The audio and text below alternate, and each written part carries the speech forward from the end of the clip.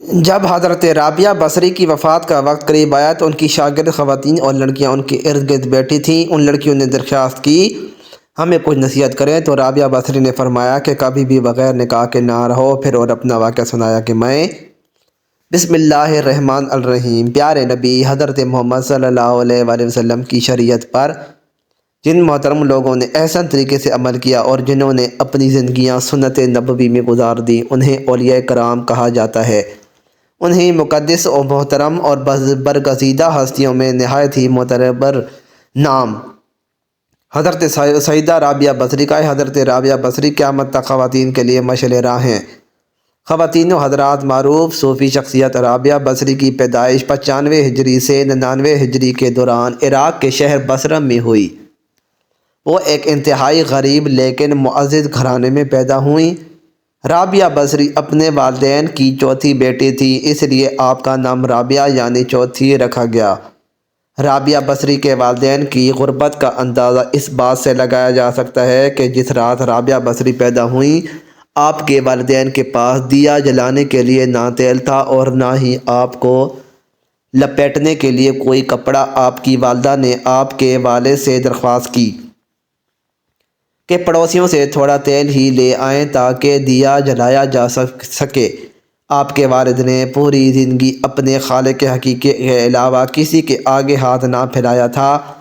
رابعہ بصری کے والد پڑوسی کے دروازے تک تو گئے لیکن خالی ہاتھ واپس لوٹ آئے۔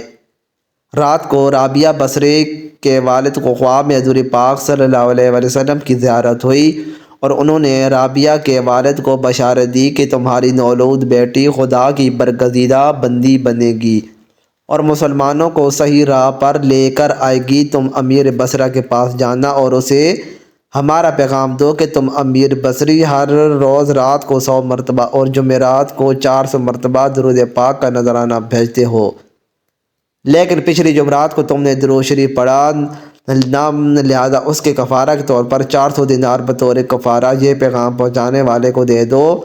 رابعہ بصرہ کے والد اٹھے اور امیر بصرہ کے پاس پہنچے۔ اس دوران آپ کی آنسوں سے خوشی کے آنسو جاری تھے۔ جب امیر بصرہ کو رابعہ بصری کے والد کے ذریعے حضور پاک صلی اللہ علیہ وآلہ وسلم کا پیغام ملا تو یہ جان کر انتہائی خوش ہوا کہ وہ نبی آخری الزمان صلی اللہ علیہ وآلہ وسلم کی نظروں میں ہے۔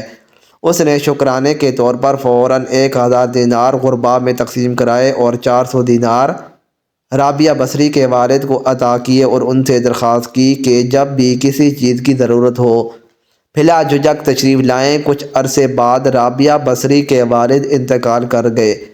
اسی اثناء میں بصرہ کے سخت قحط نے اپنی لپیٹ میں لے لیا۔ قحط کے دوران رابعہ بصری اپنی بہنوں سے بچھڑ گئیں۔ ایک بار رابعہ بصری ایک قافلے میں جا رہی تھی کہ قافلے کو ڈاکوؤں نے لوٹ لیا اور ڈاکوؤں کے سرغنہ نے رابعہ بصری کو اپنی تحویل میں لے لیا اور آپ کو لوٹ کے مال کی طرح بازار میں لونڈی بنا کر بیچ دیا۔ آپ کا آقا آپ سے انتہائی سخت محنت مشقت کا کام لیتا تھا، اس کے باوجود آپ دن بھر کام کرتی اور رات بھر عبادت کرتی رہتی تھیں اور دن میں زیادہ تر روزے رکھتے۔ اتفاقاً ایک دفعہ رابعہ بصری کا آقا آدھی رات کو جاگ گیا اور کسی کی گریہ وزاری کی آواز سن کر دیکھنے چلا گیا کہ رات کے اس پیر کون اس طرح گریہ وزاری کر رہا ہے۔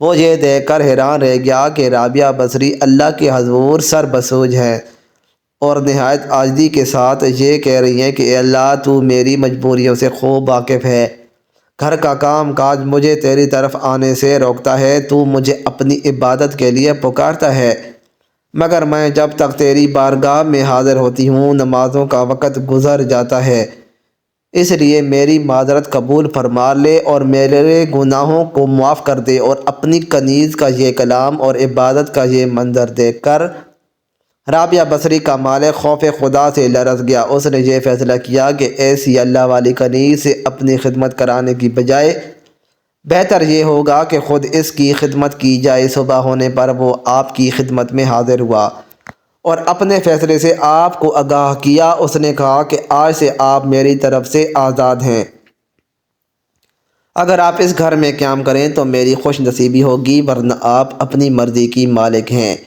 لیکن اگر آپ یہاں سے کوچ کر جانے کا فیصلہ کرتی ہیں تو میری بس ایک ہی درخواست ہے کہ میری طرف سے کی جانے والی تمام زیادتیوں کو اس ذات کے صدقے معاف کر دیں جس کی آپ راتوں کو جاگ جاگ کر عبادت کرتی ہیں۔ ناظرین، جو بھی انسان اللہ کا ہو جاتا ہے تو اللہ پاک اس کی حفاظت و نصرت فرماتے ہیں اور دنیا کی کوئی طاقت بھی اس کو نقصان نہیں پہنچا سکتی۔ ناظرین، ابتدا میں تو حضرت رابعہ بصری کے حسن و جمال کی دھوم مچی ہوئی تھی، مگر جوانی کے شب و روز انہوں نے ایجاد الہی میں گزار دیے۔ ان کے چہرے پر پاکیزگی کا ایسا نقاب تھا کہ دیکھنے والوں کی نگاہیں خود بخود جھک جاتی تھیں۔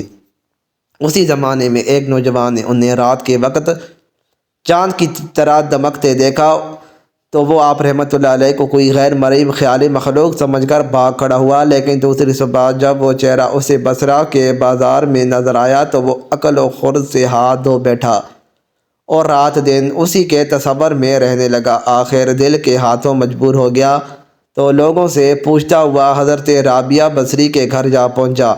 آپ کہا کرتی تھی کہ دل کے دروازے ہمیشہ کھلے رکھو، کیا معلوم محبوب کس وقت دستک دے دے، مگر گھر کے دروازے بند ہوں یا کھلے ہوں ان کی دانست میں برابر تھے۔ نوجوان کو خلاف توقع ان کا دروازہ کھلا ہوا ملا۔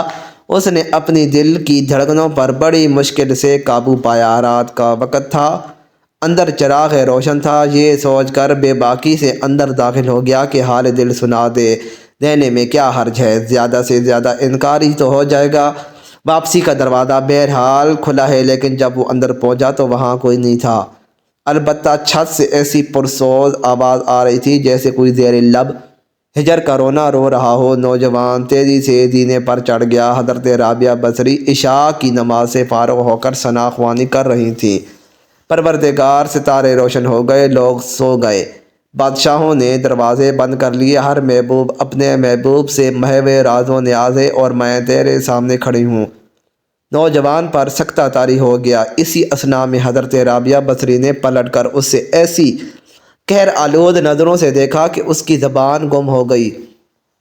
رابعہ بصری نے اس کے قریب آ کر پوچھا، کیا تم مجھ سے شادی کی درخواست کرنے آئے ہو؟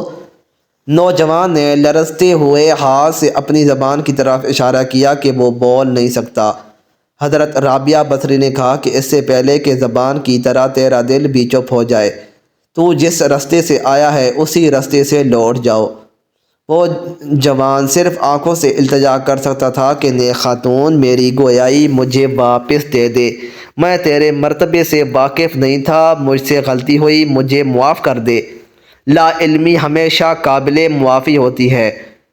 اس کے خاموش آنسوؤں کے جواب میں حضرت رابعہ بصری نے کہا، نوجوان، تو نے اگر مجھ سے کوئی زیادتی کی ہوتی تو میں تجھے یقیناً معاف کر دیتی۔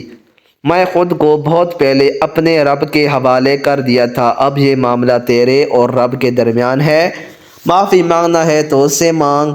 تو صدقے دل سے توبہ کرنے کا ارادہ کرے تو شاید توبہ کی خاطر تیری زبان کھل جائے۔ یہ کہہ کر وہ نماز کے لیے کھڑی ہو گئی۔ نوجوان بھی بے اختیار سجدے میں گر گیا۔ وہ رو رہا تھا، نامعلوم کب تک روتا رہا۔ جب اسے ہوش آیا تو زبان کھل چکی تھی اور توبہ توبہ کا ورد کر رہی تھی۔ بصرہ کے بازاروں میں سالہ سال تک ایک مجذوب گرمی، جاڑے اور برسات سے بے نیاز ہو کر دیوانہ وار توبہ توبہ کے نعرے لگاتا رہا۔ اس کے نعروں سے بصرہ کی راتیں گونج اٹھتی تھیں اور بچے سہم کے ماؤں کے سینوں سے دبک جاتے تھے۔ آخر ایک دن مجذوب اچانک کہیں غائب ہو گیا، پھر کبھی اس کا پتہ نہیں چلا۔ وہ مجذوب یہی مذکورہ جوان تھا جو حضرت رابعہ بصری کی بدولت ہی دربار خداوندی مقرب ٹھہرا۔ رابعہ بصری ایک بہت ہی نیک اور عابد و زاہدہ خاتون تھیں۔ آج لوگ ان کی عبادت کی مثالیں دیتے ہیں۔ جب ان کی وفات کا وقت قریب آیا تو ان کی شاگرد خواتین اور لڑکیاں ان کے ارد گرد بیٹھی تھیں۔ ان شاگردوں نے درخواست کی کہ ہمیں کچھ نصیحت کریں تو رابعہ بصری نے فرمایا کہ کبھی بھی بغیر نکاح کے نہ رہو، اور پھر اپنا واقعہ سنایا کہ میں جب آدھی رات کو مصلے پر بیٹھ کر اللہ کی عبادت کرتی تھی، اس وقت گلیوں میں پھرنے والا چوکیدار جب میرے گھر کے سامنے سے گزرتا تھا تو میرے دل میں برے برے وسوسے آتے تھے کہ اس وقت سارے لوگ سوئے ہوئے ہیں، کوئی بھی نہیں دیکھ رہا۔ یہ تو اللہ کا کرم ہوا کہ اس نے مجھے زنا سے محفوظ رکھا۔ اس واقعے سے آپ اندازہ لگائیں کہ رابعہ بصری جیسی پاک دامن اور عابد و زاہدہ خاتون کو ایسے وسوسے آ رہے ہیں تو آج کل کے اس گندے معاشرے میں جہاں ہر طرف بے حیائی، بے پردگی اور بے دینی کا ماحول غالب ہے، ایسے میں کون عورت ہے جو اپنے آپ کو بچائی پائے گی؟ فرمایا نکاح کے بغیر زندگی کا اسلام میں کوئی تصور نہیں۔ اللہ تعالیٰ کے نبی صلی اللہ علیہ وسلم نے بھی شادیاں کی اور بیک وقت 9 بیویاں چھوڑ کر انتقال فرمایا۔ اللہ تعالیٰ کے رسول صلی اللہ علیہ وسلم صبح کرتے اس حال میں کہ اہل عیال کے پاس غربت کے باعث کھانا کھانے کو کچھ نہ ہوتا اور شام کرتے تو بھی یہی حالت ہوتی، مگر اس کے باوجود 9 بیویاں چھوڑ کر انتقال فرمایا۔ اللہ کے نبی صلی اللہ علیہ وسلم نے بغیر نکاح کے زندگی گزارنے سے منع فرمایا ہے۔ خواتین و حضرات، ایک دفعہ حضرت حسن بصری رحمۃ اللہ علیہ نے حضرت رابعہ سے کہا، آپ شریعت کے مطابق شادی کر لیں۔ فرمایا نکاح اور شادی اس کے لیے جس کا کوئی وجود ہو، جہاں نہ میرا کوئی وجود ہے اور نہ میں اپنی آپ مالک ہوں، اللہ تعالیٰ کی مملوک ہوں۔ ایک دفعہ اور کچھ اور لوگوں نے بھی آپ سے کہا کہ آپ شادی کر لیجئے۔ فرمایا اگر 3 فکروں سے مجھے بے فکر کر دیجئے تو میں ضرور شادی کر لوں گی۔ نمبر 1، کیا میں دنیا سے ایمان سلامت لے جاؤں گی؟ نمبر 2، روز محشر میرے دائیں ہاتھ میں ہی نامہ اعمال دیا جائے گا؟ نمبر 3، قیامت کے روز جب لوگ دائیں جانب سے جنت میں اور بائیں جانب سے دوزخ میں پہنچائے جائیں گے تو مجھے کس جانب سے پہنچایا جائے گا؟ لوگوں نے کہا کہ اس کا علم تو خدا ہی کو ہے۔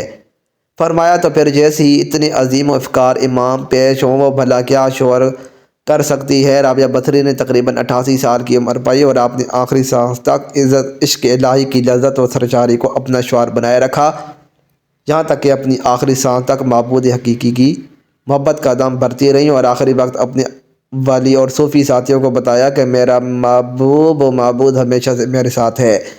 ناظرین، ہمیں رابعہ بصری کی زندگی سے یہ سبق ملتا ہے کہ اللہ کی پہچان کے دروازے مرد و عورت سب کے لیے کھلے ہیں۔ اللہ کی راہ پر حضور نبی کریم صلی اللہ علیہ وسلم کے فرامین کی روشنی میں چلنا ہمارا کام ہے۔ باقی فضل و کرم کرنے والا اللہ تعالیٰ ہے کہ وہ سجدوں کو شرف قبولت بخشے۔ دعا ہے اللہ پاک ہمیں بھی عبادت و ریاضت والی زندگی گزارنے والا بنائے، آمین یا رب العالمین۔ مزید اچھی ویڈیوز کے لیے چینل کو ضرور سبسکرائب کریں۔ شکریہ۔